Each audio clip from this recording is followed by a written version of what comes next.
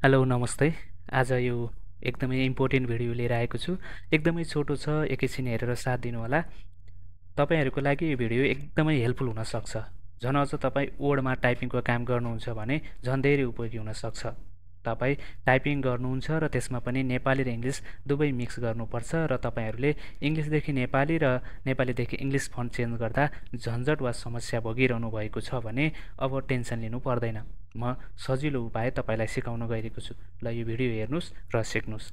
सबैभन्दा पहिला तपाईँले चाहिँ यहाँ यो वर्डमा आइसकेपछि यो भ्यूमा क्लिक गर्नुहोस् र त्यसपछि यता साइडमा म्याक्रोज भन्ने छ, यसमा क्लिक गर्नुहोस् र त्यसपछि रेकर्ड म्याक्रोजमा क्लिक गर्नुहोस् र त्यसपछि यहाँ आइसकेपछि तपाईँले यो किबोर्ड बटनमा प्रेस गर्नुहोस्, क्लिक गर्नुहोस् र त्यसपछि प्रेस न्यू सर्टकट की भनेको छ। तपाईँले आफूले चाहेको सर्टकट की राख्नुहोस्। जस्तो म चाहिँ अल्ट र जेड राख्छु, यसरी देख्न सक्नुहुन्छ।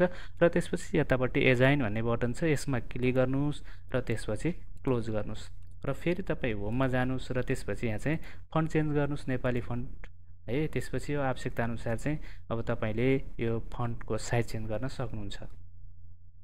त्यसपछि फेरि तपाईँ चाहिँ भ्यूमा जानुहोस् र म्याक्रोजमा गएर यो स्टप रेकर्डिङ छ, यसमा क्लिक गरिदिनुहोस् र अब तपाईँले टाइपिङ गर्न सुरु गर्नुहोस्। जस्तो यहाँ देख्न सक्नुहुन्छ यो नेपाली टाइपिङ गर्नुभयो र त्यसपछि कन्ट्रोल स्पेस थिच्नुहोस् र यहाँ चाहिँ इङ्ग्लिस यसरी टाइप गर्न सक्नुहुन्छ र अल्ट जेडले चाहिँ नेपालीमा लैजान्छ, यसरी टाइप गर्न सक्नुहुन्छ तपाईँले है। अनि कन्ट्रोल स्पेसले चाहिँ इङ्ग्लिसमा लैजान्छ। यसरी यति सजिलैसँग तपाईँले टाइपिङ गर्दा एउटा सर्टकट कीको माध्यमबाट इङ्ग्लिसदेखि नेपाली, नेपालीदेखि इङ्ग्लिस फन्ट चेन्ज गर्न सक्नुहुन्छ।